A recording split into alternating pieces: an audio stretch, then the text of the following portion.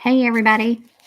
This is the daily Bible reading out of the One Year Bible. It's the New Living Translation, which is just easier to read. It's more of a paraphrased Bible than a word for word translation.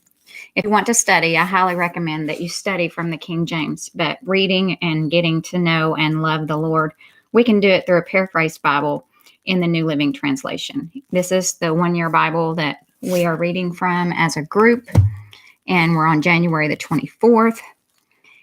And so we'll be in Genesis chapter 48, starting in verse 1 and going through chapter 49, verse 33.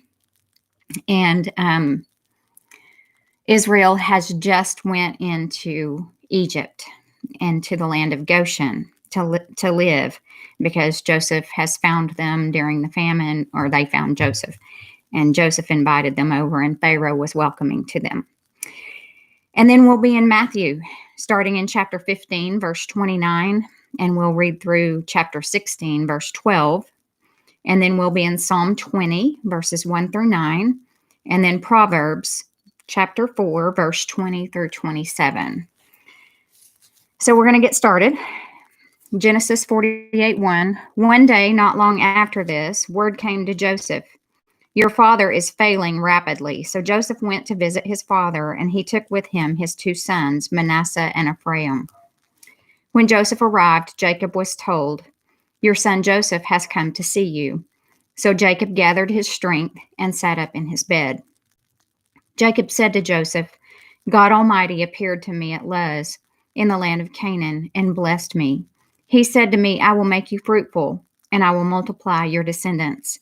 I will make you a multitude of nations, and I will give this land of Canaan to your descendants after you as an everlasting possession.'" So we're seeing here that the same promise that was given to Abraham is being passed down through the generations because it was a forever promise. "Now I am claiming as my own sons these two boys of yours, Ephraim and Manasseh, who were born here in the land of Egypt before I arrived. They will be my sons, just as Reuben and Simeon are. But any children born to you in the future will be your own, and they will inherit land within the territories of their brothers, Ephraim and Manasseh. Long ago, as I was returning from Padan Aram, Rachel died in the land of Canaan. We were still on the way, some distance from Ephrath, that is Bethlehem. So with great sorrow, I buried her there beside the road to Ephrath." Then Jacob looked over at the two boys. "Are these your sons?" he asked.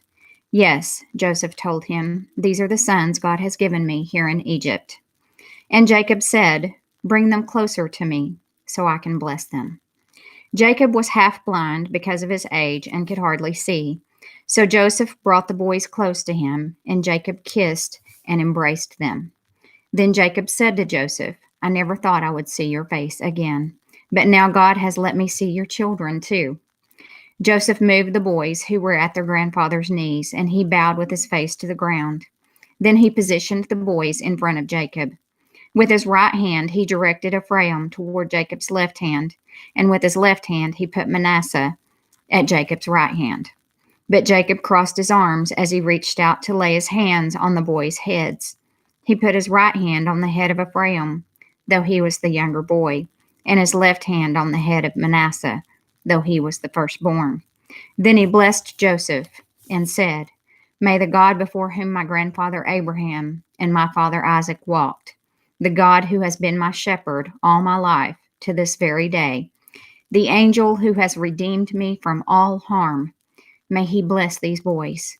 May they preserve my name and the names of Abraham and Isaac, and may their descendants multiply greatly throughout the earth." But Joseph was upset when he saw that his father placed his right hand on Ephraim's head. So Joseph lifted it to move it from Ephraim's head to Manasseh's head. "No, my father," he said, "this one is the firstborn. Put your right hand on his head." But his father refused. "I know, my son, I know," he replied. "Manasseh will also become a great people, but his younger brother will become even greater, and his descendants will become a multitude of nations."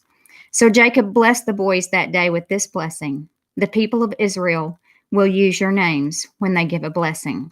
They will say, My God, make you as prosperous as Ephraim. May God make you as prosperous as Ephraim and Manasseh. In this way, Jacob put Ephraim ahead of Manasseh. Then Jacob said to Joseph, Look, I am about to die, but God will be with you and will take you back to Canaan, the land of your ancestors. And beyond what I have given your brothers, I am giving you an extra portion of the land that I took from the Amorites with my sword and bow.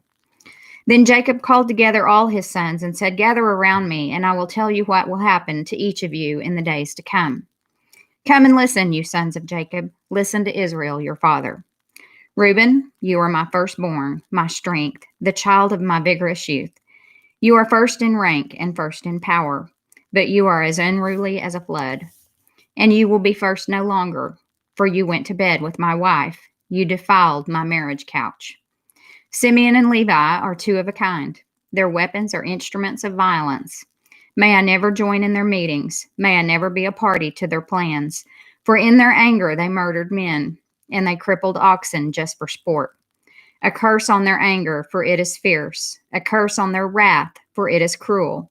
I will scatter them among the descendants of Jacob. I will disperse them throughout Israel. Judah, your brothers will praise you. You will grasp your enemies by the neck. All your relatives will bow before you. Judah, my son, is a young lion that has finished eating its prey. Like a lion, he crouches and lies down, like a lioness. Who dares to rouse him? The scepter will not depart from Judah, nor the ruler's staff from his descendants, until the coming of the one to whom it belongs.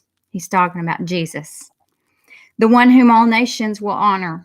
He ties his foal to a grapevine, the colt of his donkey to a choice vine. He washes his clothes in wine, his robes in the blood of grapes. His eyes are darker than wine, and his teeth are whiter than milk. Zebulun will settle by the seashore and will be a harbor for ships. His borders will extend to Sidon. Issachar is a sturdy donkey, resting between two saddle packs. When he sees how good the countryside is and how pleasant the land, he will bend his shoulder to the load and submit himself to hard labor. Dan will govern his people like any other tribe in Israel. Dan will be a snake beside the road, a poisonous viper along the path that bites the horse's hooves, so its rider is thrown off. I trust in you for salvation, O Lord. Gad will be attacked by marauding bands, but he will attack them when they retreat. Asher will dine on rich foods and produce food fit for kings. Naphtali is a doe set free that bears beautiful fawns. Joseph is the foal of a wild donkey, the foal of a wild donkey at a spring, one of the wild donkeys on the ridge. Archers attacked him savagely. They shot at him and harassed him, but his bow remained taut, and his arms were strengthened. By the hands of the mighty one of Jacob, by the shepherd, the rock of Israel, may the God of your father help you. May the Almighty bless you with the blessings of the heavens above, and blessings of the watery depths below, and blessings of the breast and the womb. May my fatherly blessings on you surpass the blessings of my ancestors, reaching to the heights of the eternal hills. May these blessings rest on the head of Joseph, who is a prince among his brothers. Benjamin is a ravenous wolf, devouring his enemies in the morning and dividing his plunder in the evening. These are the 12 tribes of Israel, and this is what their father said as he told his sons goodbye. He blessed each one with an appropriate message. Then Jacob instructed them, Soon I will die and join my ancestors. Bury me with my father and grandfather in the cave in the field of Ephron the Hittite. This is the cave in the field of Machpelah, near Mamre in Canaan, that Abraham bought from Ephron the Hittite as a permanent burial site. There Abraham and his wife Sarah are buried. There Isaac and his wife Rebekah are buried. And there I buried Leah. It is the plot of land in the cave that my grandfather Abraham bought from the Hittites. When Jacob had finished this charge to his sons, he drew his feet into the bed, breathed his last, and joined his ancestors in death. Now we go to Matthew chapter 15, verse 29 through chapter 16, verse 12. Jesus returned to the Sea of Galilee and climbed a hill and sat down. A vast crowd brought to him people who were lame, blind, crippled, those who couldn't speak, and many others. They laid them before Jesus, and he healed them all. The crowd was amazed. Those who hadn't been able to speak were talking. The crippled were made well. The lame were walking, and the blind could see again. And they praised the God of Israel. Then Jesus called his disciples and told them, I feel sorry for these people.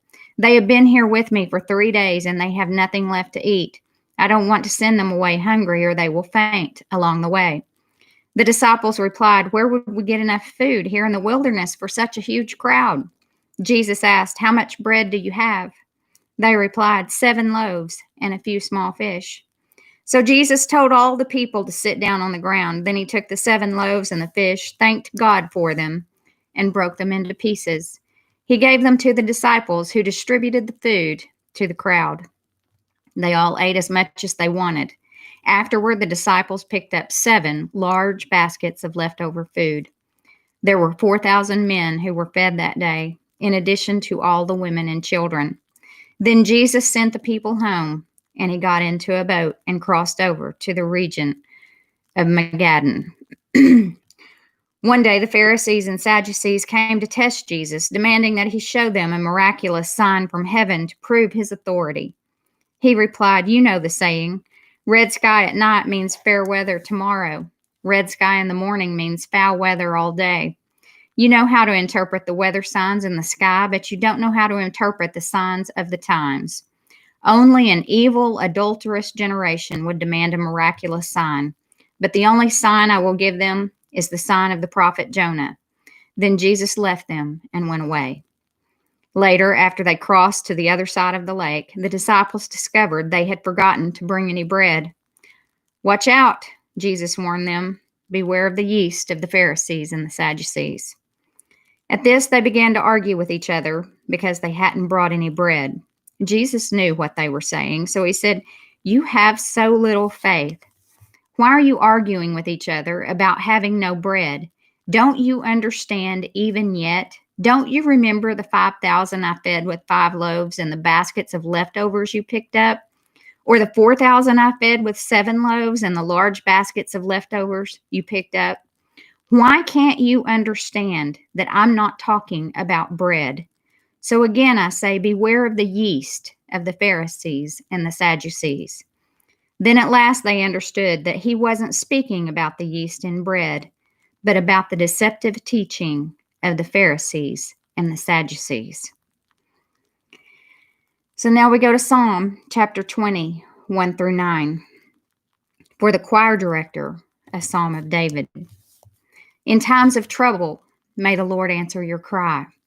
May the name of the God of Jacob keep you safe from all harm. May he send you help from his sanctuary and strengthen you from Jerusalem. May he remember all your gifts and look favorably on your burnt offerings. May he grant your heart's desires and make all your plans succeed. May we shout for joy when we hear of your victory and raise a victory banner in the name of our God. May the Lord answer all your prayers. Now I know that the Lord rescues his anointed king. He will answer him from his holy heaven and rescue him by his great power. Some nations boast of their chariots and horses, but we boast in the name of the Lord our God. Those nations will fall down and collapse, but we will rise up and stand firm. Give victory to our King, O Lord. Answer our cry for help. Proverbs chapter 4, verses 20 through 27. My children, pay attention to what I say. Listen carefully to my words. Don't lose sight of them. Let them penetrate deep into your heart, for they bring life to those who find them and healing to their whole body. Guard your heart above all else, for it determines the course of your life. Avoid all perverse talk. Stay away from corrupt speech. Look straight ahead and fix your eyes on what lies before you. Mark out a straight path for your feet. Stay on the safe path. Don't get sidetracked. Keep your feet from following evil. And that concludes January the 24th reading of the Bible, the daily Bible reading. Thank you.